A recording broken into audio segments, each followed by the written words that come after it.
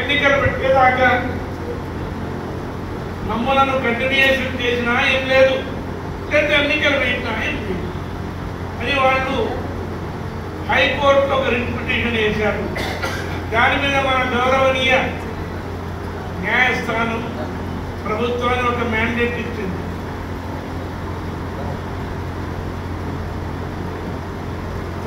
రోజుల లోపల అంటే సెప్టెంబర్ లోపల, ఇది జూలై ఆగస్ట్ సెప్టెంబర్, మీరు లోకల్ బాడీ ఎలక్షన్స్ జరిపి తీరాలే అని హైకోర్టు ఆదేశాలు ఇవ్వడం జరిగింది. ఏ ప్రభుత్వం ఉన్నా న్యాయస్థానం చెప్పిన మాట ఆదేశాన్ని పాటించాల్సి ఉంటుంది. అందుకోసమే రేపు కాక ఎల్లుండి మన అందులో నేను అనుకుంటున్నా పేపర్లో కూడా రాశాను, స్థానిక సంస్థల ఎన్నికల గురించి చర్చించే అవకాశం ఉంది అని చెప్పడం జరిగింది. అందుకోసం 15 రోజుల క్రితం మరి సీరో మండలాల కార్యకర్తలు మీటింగ్ పెట్టాం. మీరు కూడా పేపర్లో చూసి ఉండొచ్చు. నేను ఈ వారం క్రితం దేవేంద్రతో చెప్పిన సోమవారం ఈరోజు అనుకోకుండా భవన్ ఖచ్చితంగా, ఎందుకంటే ఈ వారం పోతే ఎందుకంటే నిన్ననే కొద్ది అయిపోయింది. అందుకోసం దాదాపు 90% మన ఎస్టీ కార్యకర్తలు రాలే. ఎవరన్నా మన ఊరు వాళ్ళే నిరోధించారు.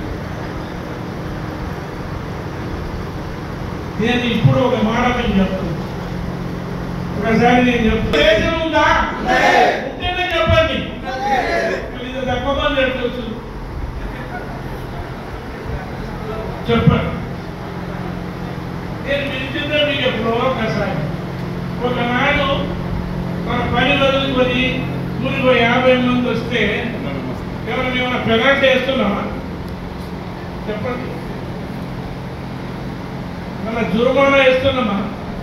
పార్టీ కొరకు 6 నెలలకు ఒక్కసారి కూర్చొని మాట్లాడుకోవడం తప్ప. మీరంతా చదువుకున్న వాళ్ళే, మీరందరూ కూడా లోక జ్ఞానం ఏం జరుగుతుంది తెలిసిన వాళ్ళే. ఎన్నికలు వచ్చి నెత్తి మీద పడ్డది. ఈ నెల రోజుల లోపలనే హైకోర్టు వార్డు రిజర్వేషన్ అంతా నిర్ణయం చేయమని చెప్పింది.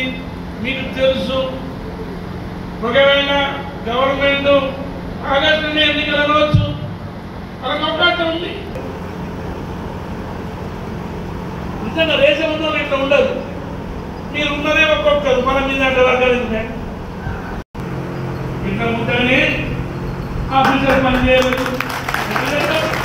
ఒక్కనే పోతుంది, ఎట్లా చేస్తారు చెప్పు? ఒక కార్యకర్తలు ఎవరైనా దెబ్బ పట్టిందంటే ఊళ్ళో 10 మంది తీసుకొని పోయినావా? మండల నాయకులు 4 మంది అడిగినావా?